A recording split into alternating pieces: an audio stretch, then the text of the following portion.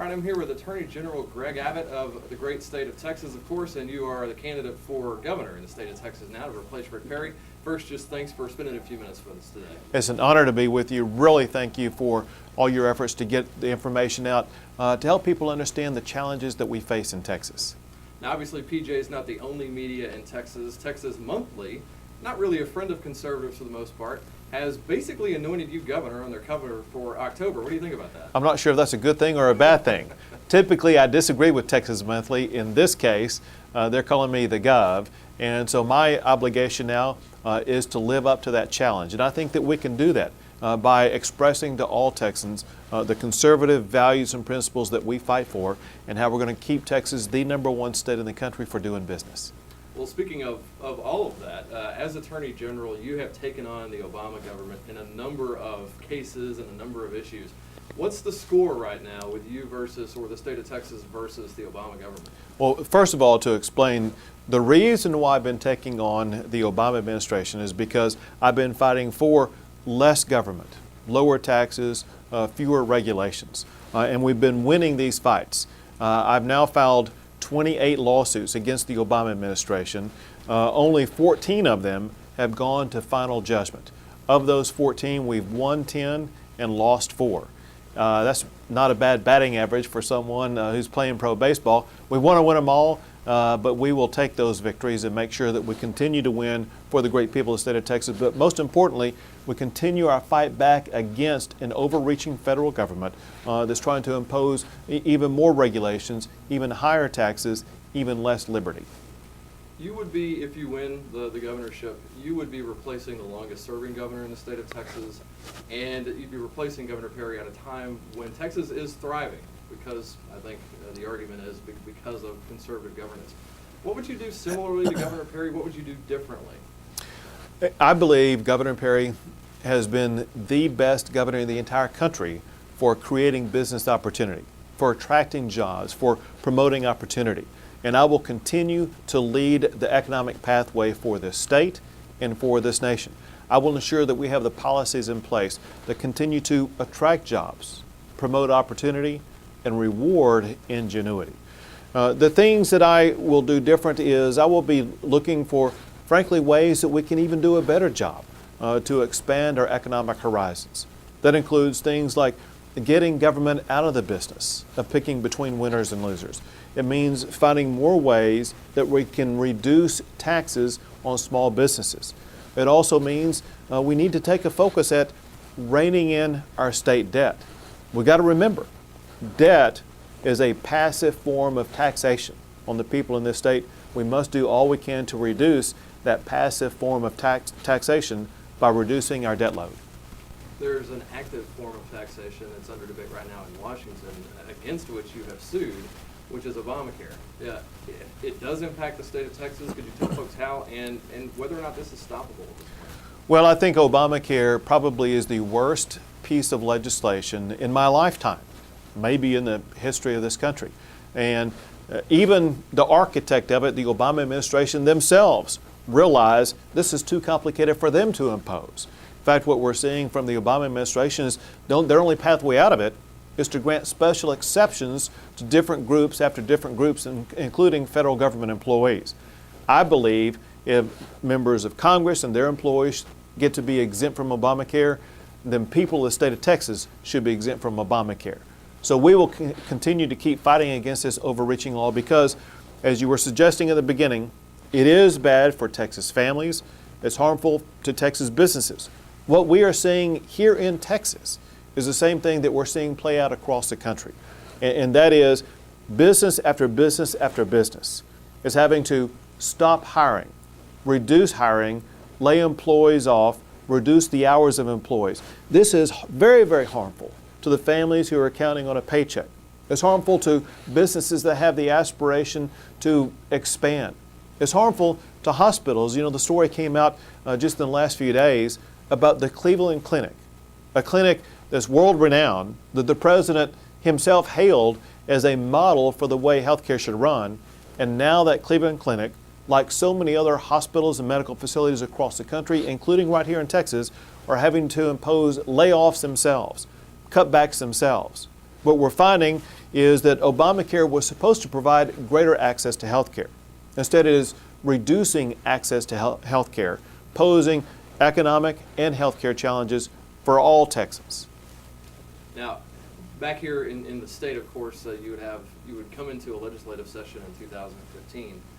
What are the priorities that a Governor Abbott would carry into that session? The first priority that we must have is to keep the Texas economic engine running. And that means that we must have a very tight budget, find ways to cut spending and lower taxes to keep the focus where it should be in the state. And that is on the entrepreneurs, the people who really do create jobs, the people who really do propel the economic engine. We must also, however, recognize that we have to deal with some looming challenges over the next decade. That includes water, roads, and transportation.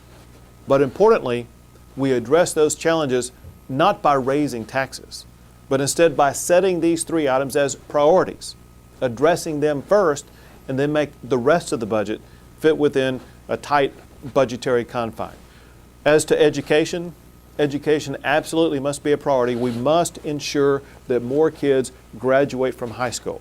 We must ensure that more Texans are able to climb that ladder of success, but not with these kind of Obama-style mandates and handouts, but instead by providing better access to education opportunities. We must also ensure that we stop teaching to the test and allow students to better focus on their education needs. And as governor, I will drive a stake through the heart of C-Scope, and I will ensure that Common Core never comes to Texas, because I realize that teachers, parents, and schools know far better how to educate our kids than do a bunch of unelected bureaucrats up in Washington, D.C. The last thing I'll mention is that I am going to focus on securing our border. Now, Washington, D.C. and the United States Supreme Court has tied states' hands with regard to directly addressing the immigration issue. But that does not tie our hands to addressing the safety and security of our border. You know, we have our priorities wrong in this state. When we live in a state that stops a valedictorian from mentioning God during a graduation ceremony, but does not stop drug cartels from streaming across our border. I will put together the tools and resources we need to secure our border, and I will enforce the rule of law. Another fight you've been involved in is voter ID and sort of the broader fight, I guess, with the Obama Justice Department. Where are we on that? We are in a constant battle with Eric Holder on several issues, one of which is the voter ID law. They act like we don't need voter ID in the state of Texas, and of course we do, because we've had voter fraud across the state of Texas. I have prosecuted voter fraud across the state of Texas. We've had dead people casting votes, live people voting twice, 4 nationals registered to vote illegally. Voter fraud is real, it must be stopped, and we will continue this fight all the way to the United States Supreme Court if we have to prevent cheating and illegal voting at the ballot box in Texas. Why do you think the Holder Department of Justice is so adamant against voter ID here? It's clear that what's going on is nothing more than political gamesmanship. The reason why that's clear is because the United States Supreme Court has already upheld the constitutionality of voter ID. The Supreme Court has already said that voter ID laws do not disenfranchise voters. And in fact, the very year Barack Obama was elected president in 2008, then the United States Department of Justice wrote a brief to the United States Supreme Court saying that voter ID was one of the effective methods to prevent voter impersonation at the polling place, only to have all that change once the Obama administration came in and began to play politics with the voter ID issue. Another issue, the Second Amendment. You're very well known for being a very strong advocate for the Second Amendment. The possibility of open carry has been floated here in the state of Texas. What do you think about that? Well, for one, you mentioned I'm a strong advocate, and in fact, I've been a long-time fighter for Second Amendment issues. I was involved in 2 cases that went to the United States Supreme Court where we fought against those who said the Second Amendment was intended only to protect the right to bear arms by militias. We said that's not right. In fact, the Second Amendment guarantees an individual right to keep and bear arms. And then digging down even deeper, you realize the Second Amendment doesn't have restrictions against open carry. And therefore, the Second Amendment, I think, doesn't prevent states from having open carry laws. It says shall not be infringed. Shall not be infringed are the last three words of the Second Amendment. And that doesn't parse between open carry and concealed carry. So it could happen. Could happen, absolutely. All right, now let's talk politics and then we'll wrap up. The likely nominee on the other side at this point hasn't announced her run yet, but looks like it's going to be State Senator Wendy Davis. Is she a threat? How do you deal with the media environment? They're already clearly salivating over her run. The entire liberal apparatus poses a challenge. It's not one candidate, it's a combination of factors. Factors such as the media elevating one candidate, but also if you look at the Obama team itself playing a role in this. The Obama team has sent Barack Obama's national field director to the state of Texas to put thousands of volunteers to work, to organize voters.